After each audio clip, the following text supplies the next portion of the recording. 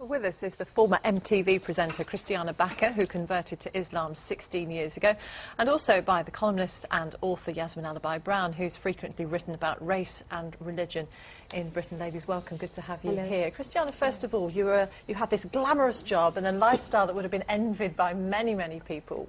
What was wrong with it? What was lacking? In one word, God. Inner fulfillment. You know, I had this lifestyle which was great fun, interviewing rock stars for a living, but deep down I was not fulfilled, I was not truly satisfied, and I found that since I've embarked on my spiritual path. And Yasmin, why do you think, I mean, this research is quite interesting, isn't it, the increasing number of Britons converting to Islam. Why, do you think? Well, I think some are doing it for this reason, which I totally respect. And I'd never used to pray until, actually, the Salman Rushdie affair. I found my faith then, and my mother thought God had spoken to me. You know, so there are moments when we all need that. But I think it's a complicated story. I worry about some of the conversions. I worry about the reasons why women, in particular, are opting for that. And the very rigid form of Islam that they're being sold. What do you mean you worry about the reasons that they're... Well, sometimes I think it's an escape. In fact, a lot of women have told me this. It's an escape from the kind of disorderly free world in which we're now living. It's terribly difficult. I'm not sure I would call it an escape. It's an alternative. You know, it's a value system where women actually are respected for their achievements and not solely for their looks. You see, me from the entertainment business, it was all about if you've got it, flaunt it. Nowadays, I don't have to do that anymore. I'm respected for what I do, you know, for my mind and for my achievements, not for my looks. I find that refreshing. But a lot of the women who email me, for example, say, it's all about rules. They ask me things like, am I allowed to laugh out loud in a public space? Can I clap after a show? And it's like they want the certainties of a rule book. And that's not the Islam I know. Islam is actually a relationship between you and God. Yes. You know, for me it was the rules that made me worry whether I can take it on.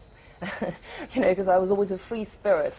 But in fact, now that the rules come from above, it was a slow process, submitting slowly. I didn't do all the rules overnight, but you know, you submit slowly.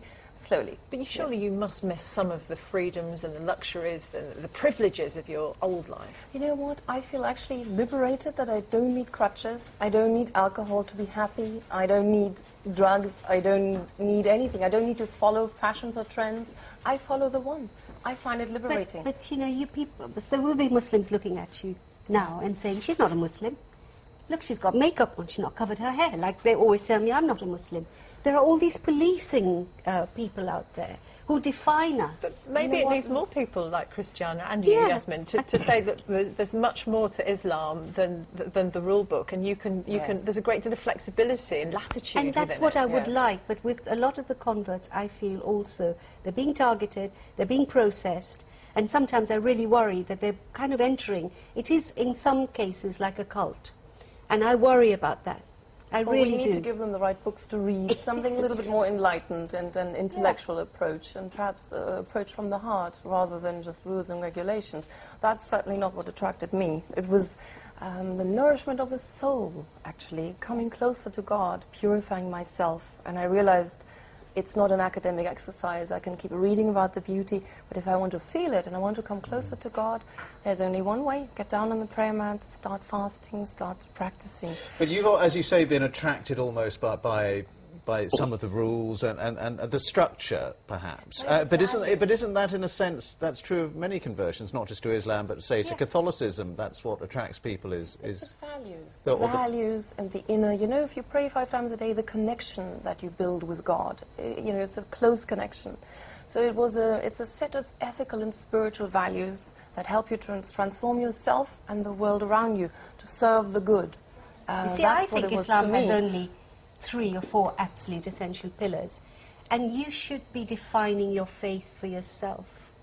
And I don't like, I mean, I had a man email me today saying, I've just converted, white man, I can now chastise my wife, will the law interfere? Now look, this is not a good reason to go and join a faith which It's men a are calling. writing to me saying only Muslim men can be real men because they can be domineering, and you know, all these other factors need to be considered. But is that because Islam's been misinterpreted? Yes. No, there is some That's your Islam view. as is practiced now, which is really of that kind.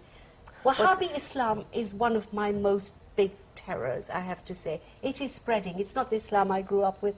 My It's mother not the practiced. Islam I've converted Yes, to. but you they know. are very strong in some pockets. And I think quite a lot of women are in those pockets. And that's what my worry is, not anything else. The spirituality, I completely agree with you. But there is a kind of mission, if you like. And I find that We need to show worrying. that there's an alternative. I think we did this evening. I think you did. Well, Who better? enchanting discussion from both of you. Thank you so much for coming in and talking to us, Yasmin pleasure. Alabai Brown and Christiana Bakker. Thank you very much. Thank you.